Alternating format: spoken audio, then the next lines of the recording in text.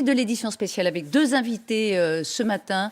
Dans un instant, Raphaël Glucksmann, qui est député européen, qui connaît bien l'Ukraine et qui réclame depuis des jours et des semaines même déjà des sanctions maximum contre l'Ukraine de la part des pays occidentaux. Ce sera donc dans une quinzaine de minutes. Mais tout de suite, Adrien Quatennens, député de la France Insoumise, coordinateur du mouvement. Bonjour Adrien Quatennens. Bonjour, merci d'être avec nous.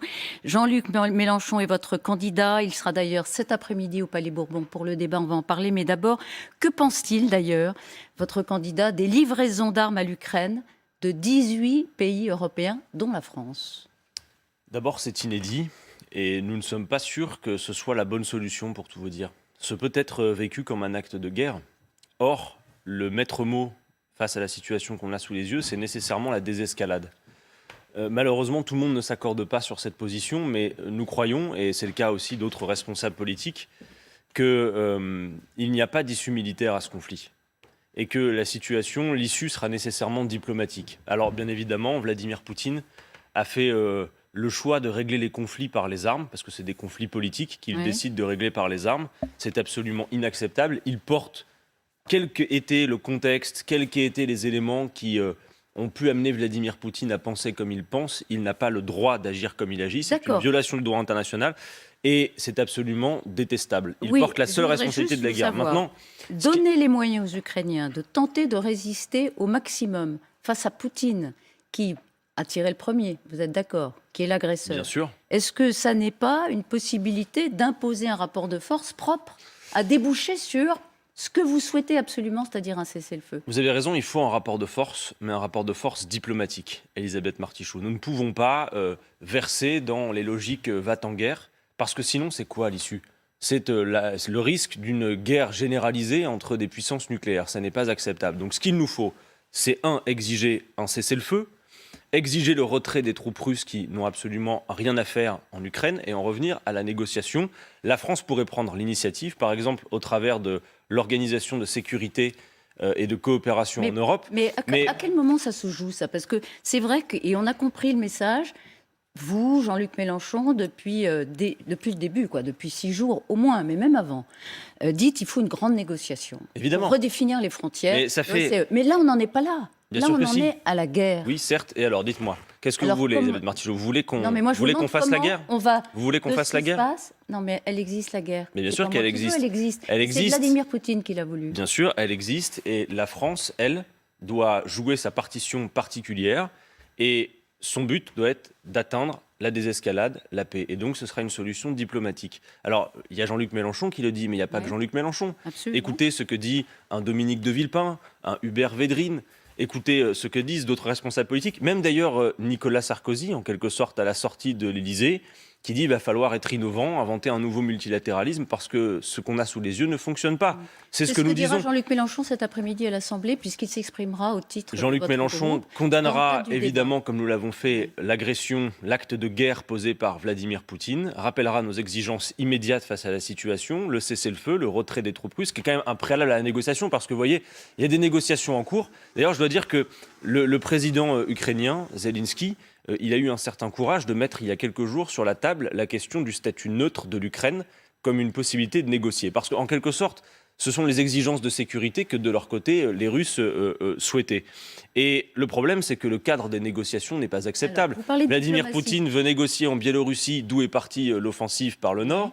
Il continue à réclamer le renversement du gouvernement ukrainien, ce qui n'est pas acceptable, et il propose de négocier pendant qu'il continue à bombarder l'Ukraine. Il demande une reconnaissance de la Crimée comme un territoire russe. Mais tout cela n'est pas acceptable. C'est-à-dire que le caractère intangible des frontières n'est pas discutable. Dès l'instant où Vladimir Poutine entre en Ukraine, il viole le droit international, il pose un acte de guerre que personne ne peut accepter. Et vous savez, quand Jean-Luc Mélenchon porte depuis plus de 10 ans cette histoire d'une conférence internationale pour les frontières, c'est parce qu'on sait que c'est... Quelles frontières? Écoutez... Qu'est-ce qu'il faut faire? Les frontières, elles existent, elles ont été violées par la Russie. Elisabeth Martichoux, les frontières existent, mais que vous et moi, nous en soyons d'accord ou pas, il y a un certain nombre d'endroits en Europe où ces frontières sont régulièrement rediscutées, mises en cause. Et donc Jean-Luc Mélenchon, par exemple, typiquement à l'échelle internationale. Typiquement en l'espèce, c'était le cas de la question de l'Ukraine, pour la raison que tout le monde comprend, c'est que l'implosion du bloc soviétique a débouché sur le fait que la définition des frontières n'a pas totalement intégré l'ancienne puissance. Et donc, désormais, il y a ces mises en cause. Il ne s'agit même pas de donner notre appréciation sur cela. Nous sommes pour la souveraineté du peuple et elle se joue dans le cadre des frontières. Les frontières doivent être respectées. Simplement, ça fait 10 ans que Jean-Luc Mélenchon alerte en disant, écoutez, ces frontières, elles sont discutées, il y a 2 solutions. Soit on se met autour d'une table et on en parle tranquillement, pacifiquement, soit vous risquez d'avoir des conflits. Alors, vous dites la diplomatie, la diplomatie, la diplomatie. Emmanuel Macron, encore hier, a parlé. Il n'a jamais cessé de parler finalement à Vladimir Poutine, encore 1h30, et les 2 hommes se sont dit qu'ils allaient continuer à le faire. Vous soutenez Emmanuel Macron ?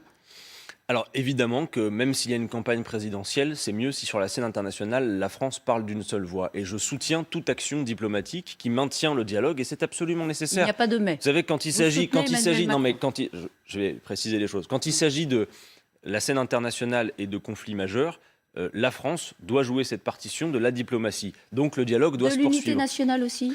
Mais bon, après, si vous voulez, oui, face à la situation de guerre, il vaut mieux qu'on parle d'une seule voix, mais on est... Oui, c'est important que vous le disiez, mais parce que Elisabeth Martichoux... Vous êtes d'accord pour qu'il y ait une unité nationale, c'est-à-dire un soutien je suis d'accord française pour dire qu'il ne faut pas en rajouter et que, vu la situation, on parle quand même de femmes et d'hommes qui sont aujourd'hui sous les bombes, d'un risque majeur, d'un risque de conflit entre des puissances nucléaires, il faut en effet garder son sang-froid et faire en sorte que la diplomatie avance. Je vous pose une question précise, en revanche, pardon, et répondez-moi précisément, oui ou non, c'est pas caricatural.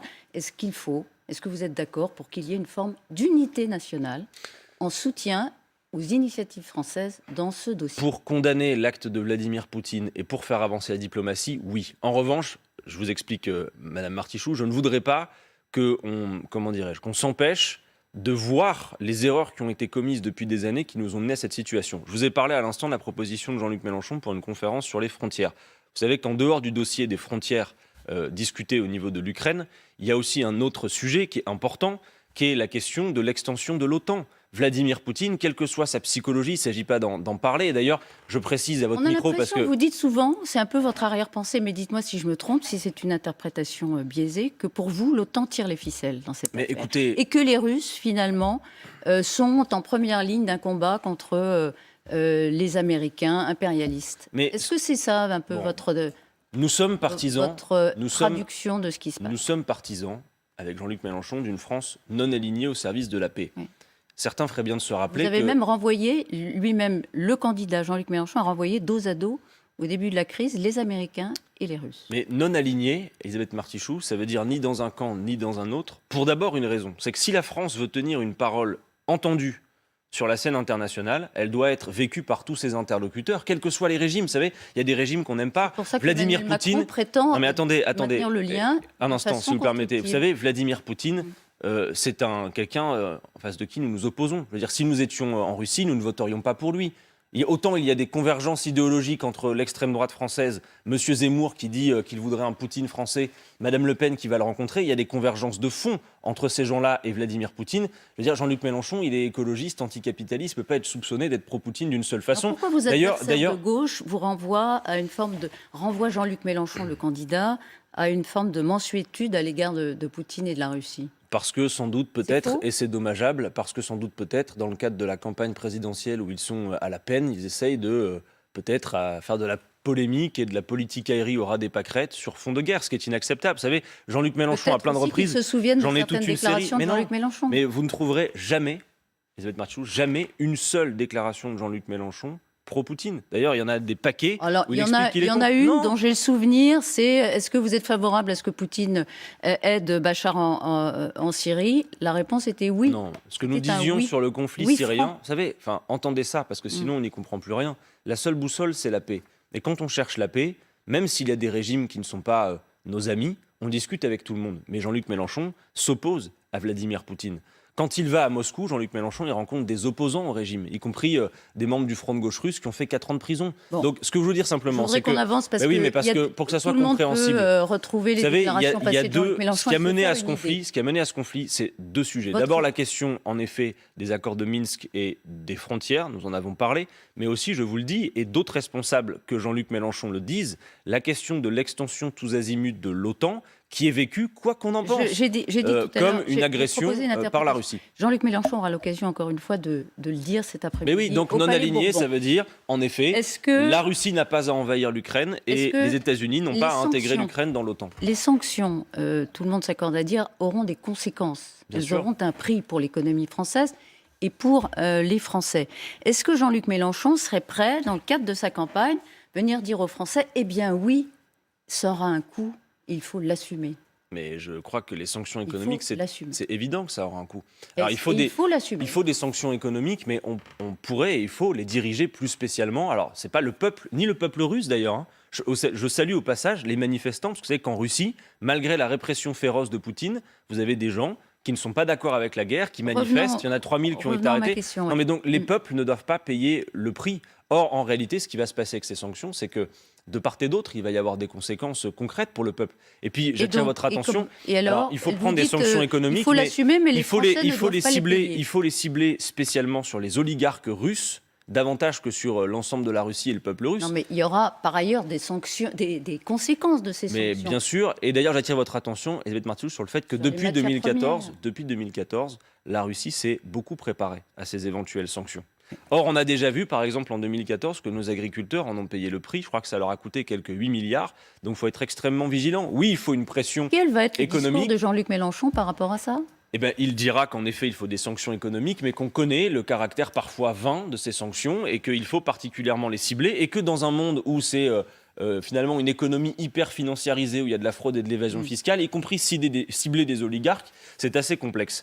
En toute hypothèse, ce que nous ne voulons pas, c'est l'escalade. Voilà, retenez ça. Le maître mot, c'est la compris. désescalade et en passer par la diplomatie. Voilà, nous ne sommes pas d'accord avec les logiques qui, quelque part, pourraient aggraver la Adrien situation Quatennens. et nous mener à une guerre généralisée que personne ne peut souhaiter. Vous avez un candidat qui mène une campagne tambour battant avec son talent, son énergie, etc.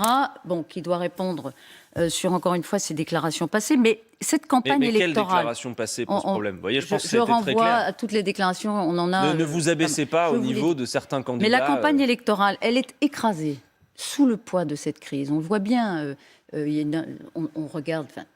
Les émissions consacrées à cette guerre sont extrêmement suivies. Les Français sont angoissés. Peut-on parler d'autre chose? D'abord, et ça se comprend, je veux dire, c'est important de dire ce qu'on va faire à l'échelle internationale, de dire quelle est notre ligne géopolitique et de rappeler à des Français qui sont inquiets que nous sommes les partisans de la paix. Est-ce que la campagne ne sera que sur ce sujet? Elle va être incontestablement marquée par ce sujet. Il faut en effet maintenant qu'on puisse également parler de tout le reste. Parce que, évidemment, c'est le monde en tension, la guerre en Ukraine qui inquiète les Français. Mais c'est aussi le rapport du GIEC paru hier qui est extrêmement alarmiste sur le climat. C'est également l'urgence sociale qu'on connaît en France. Voilà, je veux dire, on arrive à la fin du quinquennat de M. Macron. Vous avez d'un côté 5 milliardaires qui possèdent autant que 27 millions de Français. Et vous avez 8 millions de personnes dans notre pays qui dépendent de l'aide alimentaire. Donc quand on parle du partage des richesses, de l'augmentation des salaires, des minima sociaux, de la relance de l'activité et de l'emploi ou de la planification écologique, en fait, tous les fronts, tous les sujets sont extrêmement importants. Il faut qu'on puisse en parler. Pour notre part, en tout cas, nous n'arrêtons pas et nous n'interrompons pas notre campagne. C'est aussi l'occasion d'expliquer comment on concourt à la paix, comment on crée les conditions de cette construction politique qu'est la paix. La paix n'est pas un état de fait. Et de parler aussi de tous les autres sujets qui préoccupent les Français. Donc on a pour ça des échéances, des réunions publiques, et il faut continuer. Vous savez, dans une quarantaine de jours, le choix des Français, il va évidemment impacter l'ensemble de ces sujets. Et en ce qui nous concerne, quand je vois, comme c'est le cas des sondages publiés ces derniers jours, même s'il faut toujours les prendre avec beaucoup de précautions, que Jean-Luc Mélenchon est dorénavant devant Mme Pécresse, ça veut dire que la question qui est posée pour les Français, c'est face à M. Macron qui vous voulez. Est-ce qu'on rejoue 2017 en mettant l'une des deux nuances d'extrême droite ? Ou est-ce qu'on met le candidat qui incarne cette rupture démocratique, sociale, écologique qui est nécessaire? Il peut arriver au deuxième tour? Je crois que désormais, le tableau le montre. C'est-à-dire que la dernière fois, souvenez-vous, Elisabeth Martichoux, on était à 10-11% au mois de mars. On passe de 11 à 19 en 4 semaines. Et là, il ne nous faut même pas 19 pour arriver au second tour. Vous voyez, le second tour, il est à 16-17 dans les enquêtes d'opinion. Donc oui, c'est possible. Et ça me donne l'occasion, peut-être pour finir, de rappeler que c'est la dernière semaine pour s'inscrire sur les listes électorales. Il y a 11 à 13 millions de Français qui ne sont pas ou mal inscrits. Avant le 4 mars en mairie ou le 2 mars en ligne, inscrivez-vous sur la liste électorale parce que les électeurs de M. Macron, eux, vont aller voter. Donc si vous voulez que ça change, il faut y aller également. Merci de m'avoir invité. Adrien Quatennens, d'avoir été ce matin l'invité de LCI.